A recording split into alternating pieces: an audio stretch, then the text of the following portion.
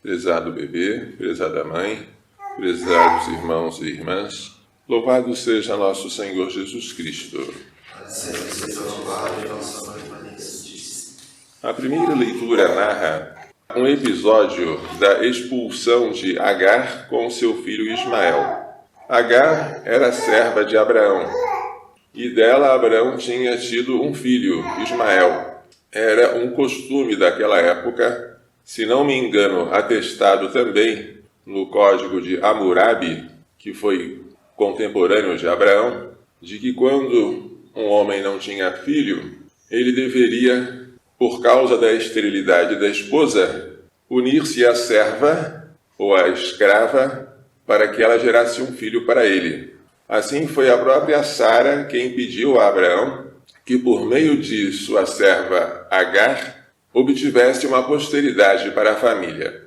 Mas depois que Deus cumpriu a promessa a Abraão e fez com que Sara, já em idade muito avançada, concebesse e gerasse um filho chamado Isaque, quando os dois brincavam, Isaque e Ismael, Sara não gostou da ideia de ver os dois na mesma casa como herdeiros e disse a Abraão: expulsa o filho da escrava, porque ele não herdará junto com o meu filho. Abraão ficou triste, mas Deus mandou que ele fizesse a vontade da esposa.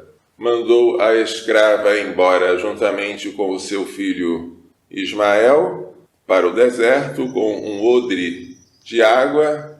A água acabou, Agar ficou triste porque pensou: o menino vai morrer e eu não quero ver a morte dele. Mas o Senhor se compadeceu e enviou um anjo para socorrer a ela e a criança. Agar viu no deserto um poço de água, encheu o odre e a criança se tornou um arqueiro. Ismael seria o pai dos povos árabes, que também são chamados agarenos, por causa da sua mãe Agar. Então Deus se serve de tudo, até das fraquezas humanas, para os seus desígnios. Isaque seria o continuador da aliança que o Senhor fez com Abraão. Mas Deus não se esqueceria de Ismael e faria dele também uma grande nação. O Senhor não se esquece do que está atribulado e roga a ele com confiança. O Evangelho hoje apresenta Jesus na região de Gadara, a sudeste do lago. É uma região não habitada por judeus. Veja-se a criação de porcos. E naquela região, São Mateus fala de 2 possessos, ao passo que São Marcos fala de um só. Esses 2 possessos são violentos, ninguém consegue acorrentá-los, e quando chegam até Jesus, perguntam: que tens a ver conosco, Filho de Deus? Viestes aqui para nos atormentar antes do tempo? Como havia uma manada de porcos, que São Marcos diz que era 2.000 porcos, era muito porco, não é? Como havia uma manada de porcos a certa distância, os demônios disseram por meio dos possessos: se nos expulsas, manda-nos para a manada de porcos. E Jesus disse: ide. E os porcos enlouqueceram quando foram possuídos pelos demônios e se atiraram ao mar, monte abaixo.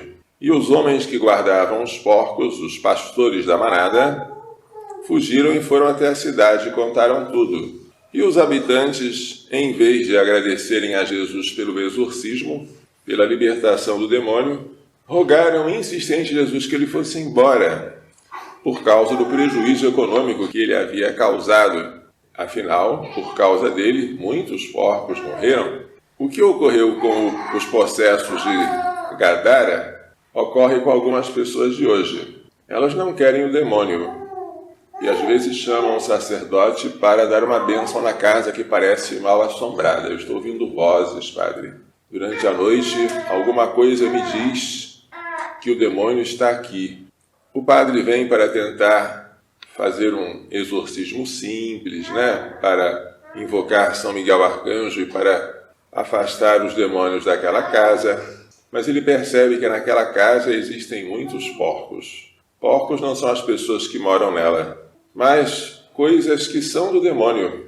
Figuras imorais estampadas na parede, discos de músicas profanas, e não só profanas, mas pecaminosas. E o padre diz: como é que eu posso dar bênção para nesta casa se existe tantas coisas imundas aqui? Aí o padre diz: tira primeiro tudo isso aqui que não é de Deus, limpa essas paredes, tira a ferradura da porta, porque isso é uma superstição que não vai te dar sorte de jeito nenhum. Aí a pessoa que é dona da casa, que tinha chamado o padre por causa do demônio, diz: padre, eu pedi para o senhor expulsar o demônio, mas deixa comigo os porcos, por favor. Os porcos são meus. Assim são os habitantes de Gadara. Eles queriam ficar livres dos demônios, mas não dos porcos. E Jesus expulsou os demônios com os porcos juntos. Que pena. Quando nós somos batizados, nós dissemos: renuncio a Satanás, mas não só a ele, às suas obras e às suas seduções. Obras e seduções de Satanás não são o próprio Satanás, mas é tudo aquilo que pertence a ele, ou seja, todos os porcos. Então, se a nossa renúncia for completa, verdadeira, autêntica, não devemos admirar que, juntamente com o demônio, aquilo que é dele vai embora. E a gente não deve ter saudades. A leitura de hoje nos convida a sermos coerentes com as promessas do nosso batismo, a não deixarmos nada que pertença ao maligno como sendo apegado ao nosso coração. Que o nosso coração seja todo de Jesus, sem divisões, e que nós nos alegremos pela libertação completa dos espíritos malignos e das coisas que lhes pertencem.